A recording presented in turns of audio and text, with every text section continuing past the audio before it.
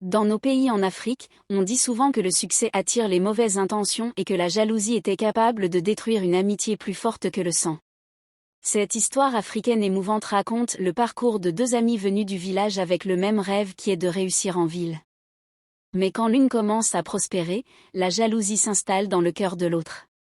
Entre réussite, trahison, féticheur, maladie mystérieuse et retour du karma, cette histoire nous rappelle une grande vérité. Le mal qu'on prépare pour quelqu'un peut revenir contre nous. Dis-nous en commentaire depuis quel pays tu nous suis ou mets le drapeau de ton pays en commentaire. Sarah et Zoé sont nées dans le même village à quelques kilomètres de la grande route.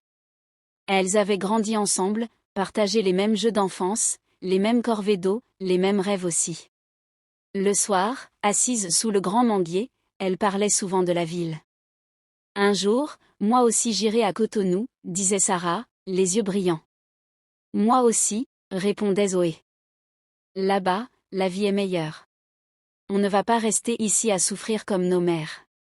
Après de longues discussions et beaucoup d'hésitations, elles finirent par convaincre leur famille. Un matin très tôt, avec 2 petites valises usées et un peu d'argent soigneusement économisé, elles prirent le car pour Cotonou. Le voyage fut long, poussiéreux mais rempli d'espoir. Quand elles arrivèrent en ville, tout leur semblait immense. Les immeubles, les voitures, le bruit, la foule. Cotonou ne dormait jamais. Les premiers jours furent difficiles. Elles marchaient beaucoup, cherchaient du travail, comptaient chaque franc. Finalement, elles trouvèrent une petite chambre à louer dans un quartier populaire, non loin d'un grand marché très animé. La chambre était étroite, les murs un peu fissurés, mais elles étaient heureuses. Ce n'est pas grand, mais c'est chez nous, dit Sarah en souriant. On va s'en sortir, tu vas voir, répondit Zoé en posant sa valise. Sarah savait coiffer depuis le village. Elle avait appris très jeune à tresser, à faire des nattes, des tissages simples, à s'occuper des cheveux des femmes et des filles. Dès la première semaine, elle alla au marché et demanda timidement un petit coin pour travailler. Avec une chaise en plastique, un miroir accroché à un clou et quelques peignes, elle commença. « Viens t'asseoir ma sœur, je vais bien te coiffer. » disait-elle aux passants avec gentillesse. Zoé de son côté savait cuisiner. Elle décida de vendre du riz, de la sauce et parfois de la tiéké avec du poisson. Elle trouva elle aussi un petit coin pas très loin de Sarah, ce qui leur permettait de se voir et de s'encourager. Les débuts furent lents. Certaines journées, Sarah ne coiffait qu'une ou 2 personnes, mais elle ne se décourageait pas. Elle souriait toujours, discutait avec ses clientes, prenait le temps de bien faire son travail. « Tu as de bonnes mains », lui dit un jour une cliente. « Je vais revenir et envoyer mes amis. » Petit à petit, la rumeur se répandit dans le marché. Il y a une jeune fille là-bas qui coiffe très bien. Les clientes commencèrent à affluer. Sarah arrivait tôt le matin et repartait tard le soir, fatiguée mais heureuse.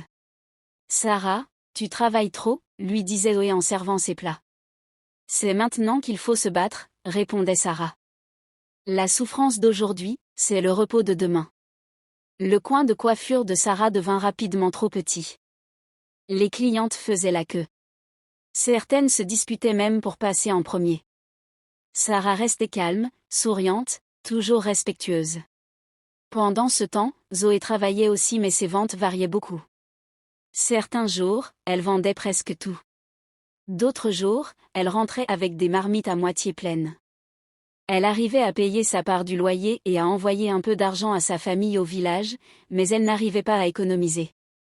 Sarah, quant à elle, mettait de l'argent de côté. Elle rêvait plus grand. Un jour, elle annonça à Zoé, « J'ai trouvé un vrai salon à louer juste à côté du marché. » Si aujourd'hui, c'est vous qui avez besoin d'être écouté, de recevoir un conseil ou simplement de partager un moment, sachez que je propose désormais des appels privés. On peut discuter de tout dans la bienveillance. Le lien pour m'appeler est juste là, dans la description. Un salon ?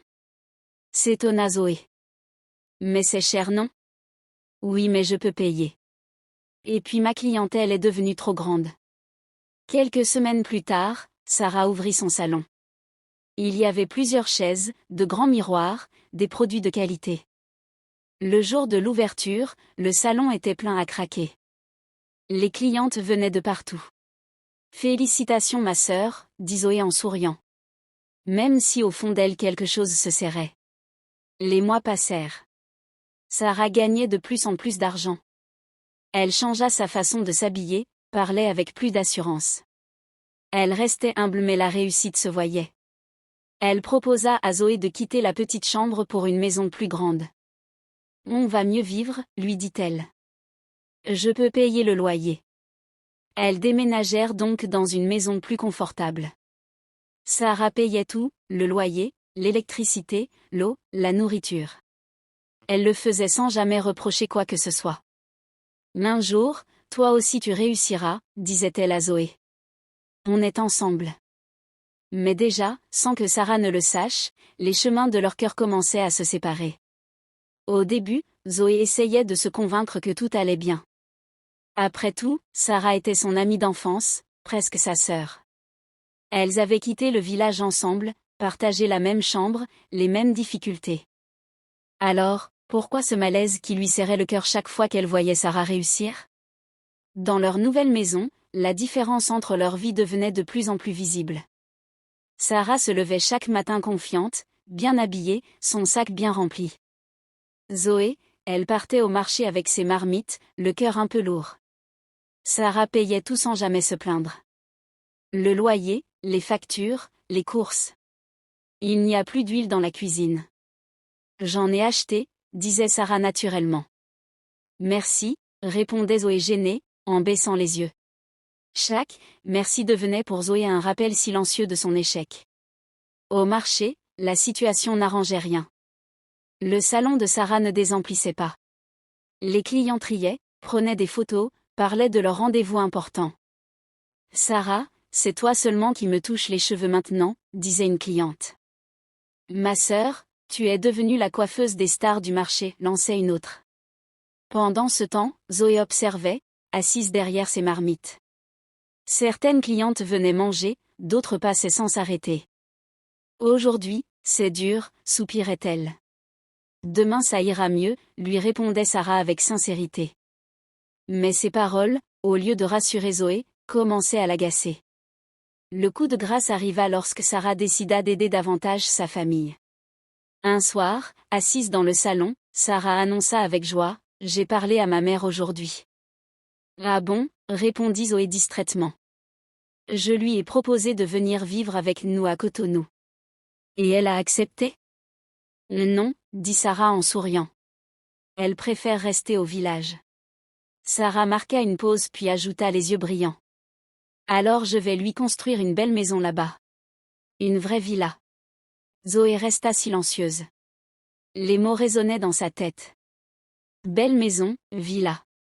Elle pensa aussitôt à sa propre mère, toujours dans leur vieille maison en banco avec le toit qui fuyait pendant la saison des pluies. « C'est bien », finit-elle par dire la voix serrée.